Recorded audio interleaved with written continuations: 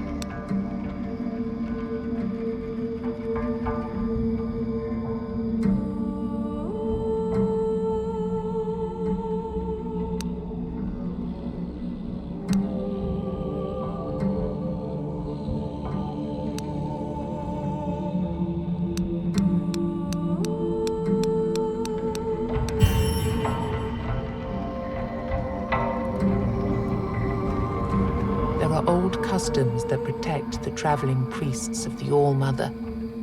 The one you see before you, walking through the weirdness at a brisk, confident pace, doesn't seem to realize or care that this protection is unlikely to extend here.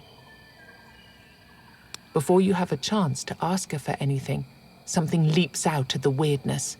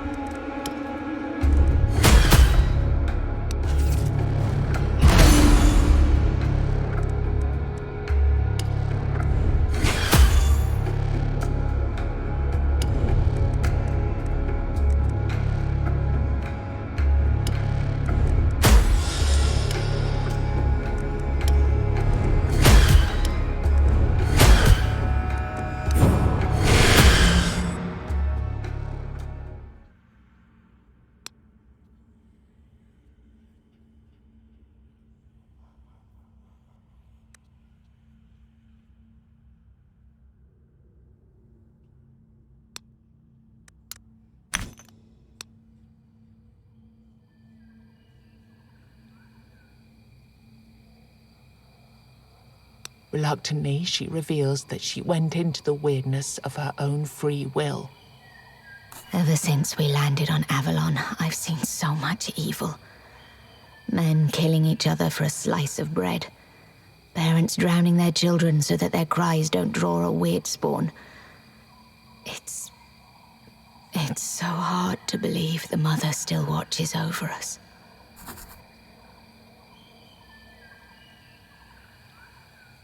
I'm on a pilgrimage, trying to visit all of the shrines raised throughout these lands in the name of the All-Mother. You realize that with the world being in constant flux, stuck between various times and realities, her pilgrimage will probably never end.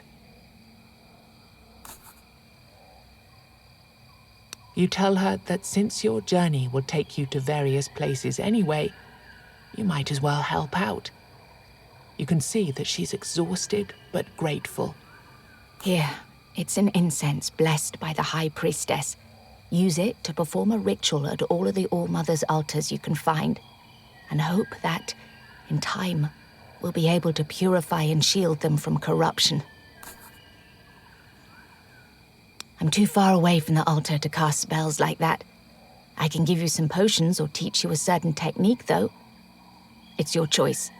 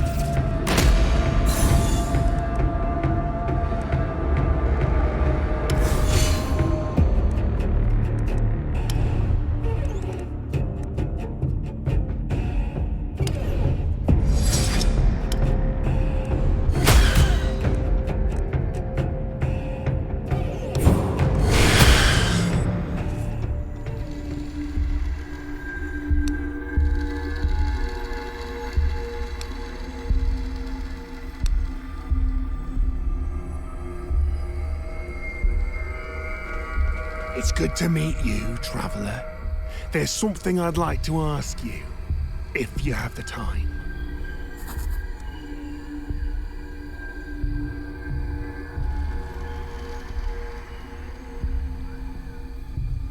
There's a Brock somewhere out there. It's a prison in which they're keeping my innocent friend. A man who trained me and taught me everything I know about combat. Whenever I get close, there's some force which prevents me from entering it. So I'm unable to break my friend out. Maybe you'll have more luck. Could I ask you to help him out, so he doesn't rot away in a cell? The man is visibly surprised as he listens to your story. He's even more surprised to learn that his friend lives in your village. Thank you. Then please greet him from me.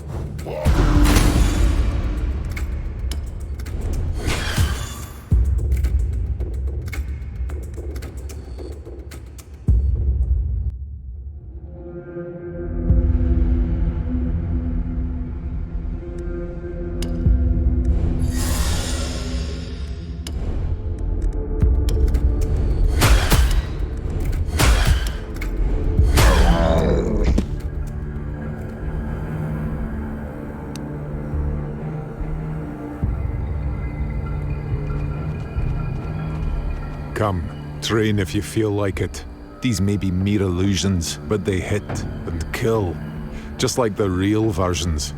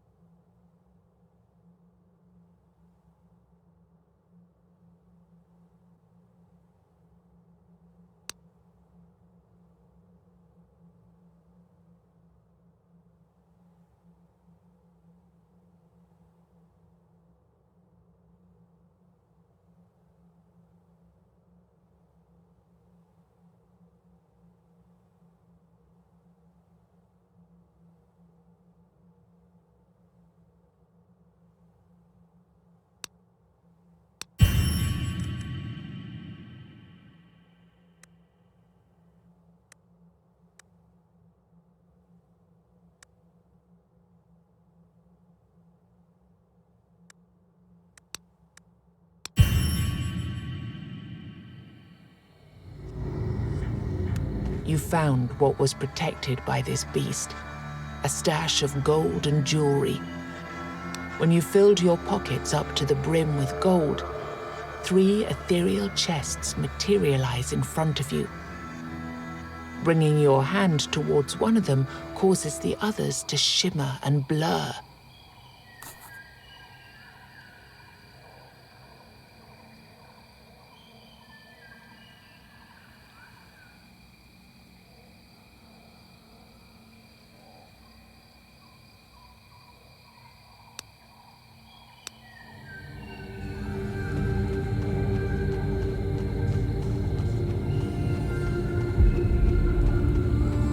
Good day, stranger. Are you in need of some guidance?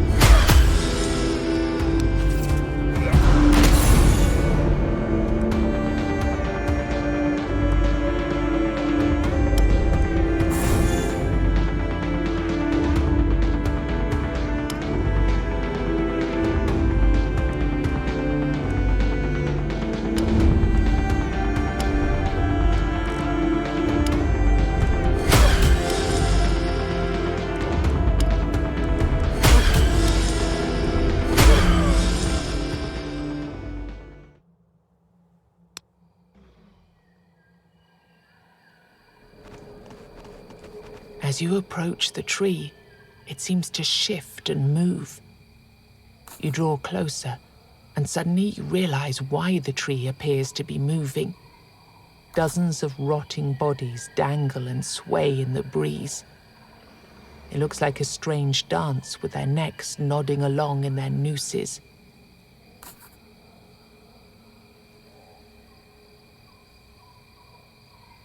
Something falls out of one of the corpse's pockets. You catch it just before it lands on the ground.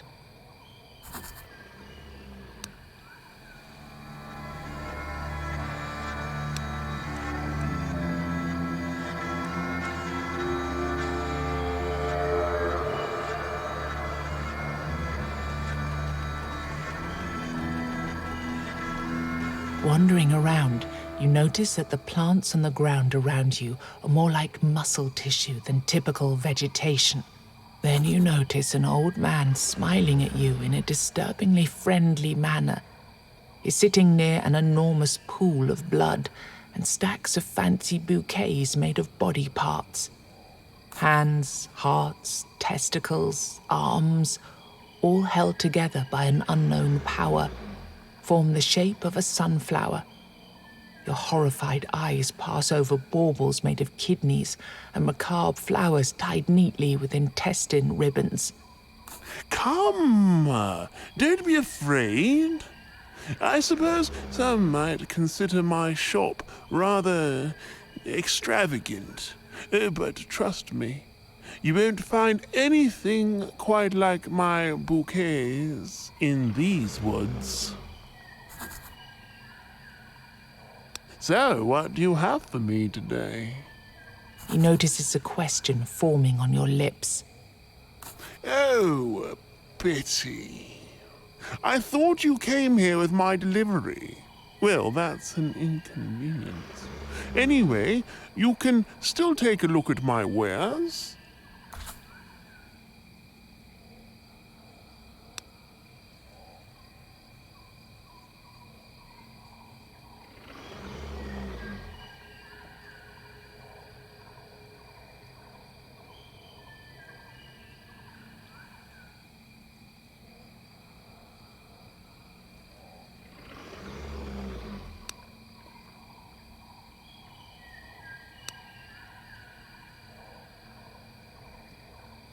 A splendid choice. I guarantee you won't regret it. These were preserved with care and the expertise of my years of experience, so they should last for quite a while. The man's joy quickly turns to sadness. With teary eyes, he continues, Yes, this bouquet would have been a perfect gift for a special lady, one that's dear to your heart, if only. He sobs for a while. Then, with a shaky voice, he explains, Bouquets have a purpose. They were invented for a reason. But that purpose has disappeared from this world. Nobody needs them anymore. Everyone says there are more important matters at hand. We just don't live in the right times for vanity and joy. And that's what bouquets are all about, right? He tries to collect himself. But I won't give up.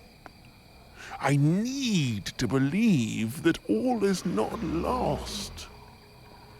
And I do have a favor to ask of you. There is a lady out there, the fairest maiden of them all.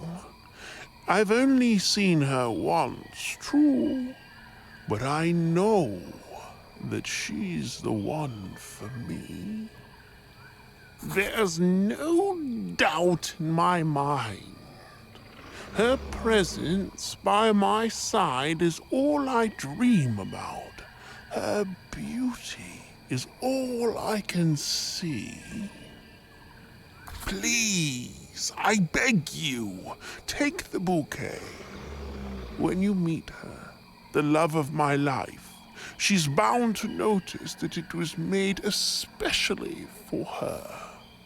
Let her know that there's someone in this world who won't ever stop dreaming about her.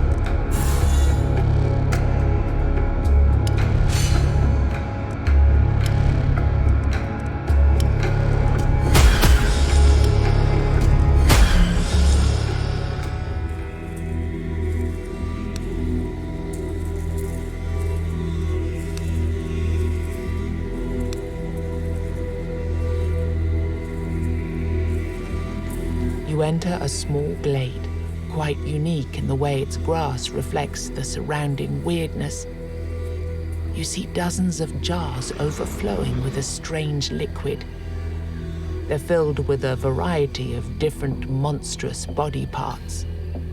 Then you notice a woman who is taking pieces out of some of the jars and placing them into others. You get really close before she raises her head. I'm terribly sorry. I didn't notice you approach. She points at her face. You realize that one of the young woman's eyes is made of glass. Glass, a rare material, especially in this world ravaged by war. Sight-related issues. She chuckles nervously and takes an enormous hand out of one of the jars. She starts scratching her head. Welcome to my dominion, the Altar of Knowledge, as I call it, as this is the place where knowledge is born. Many of my potions are still in development, I admit, but I think I could give you a very special potion in exchange for the most valuable component you could provide me with. Gold, of course.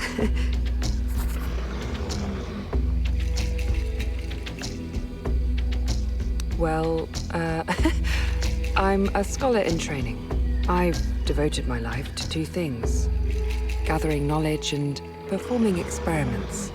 But when I think about it, it's one and the same thing. Experiments help in expanding my... I apologize. I tend to spiral within my thoughts when I'm hungry. I think I haven't eaten for a week now. She continues like that for a while before she catches your gaze. Master Iron always took care of such things. He remembered about food and other earthly things, but he disappeared.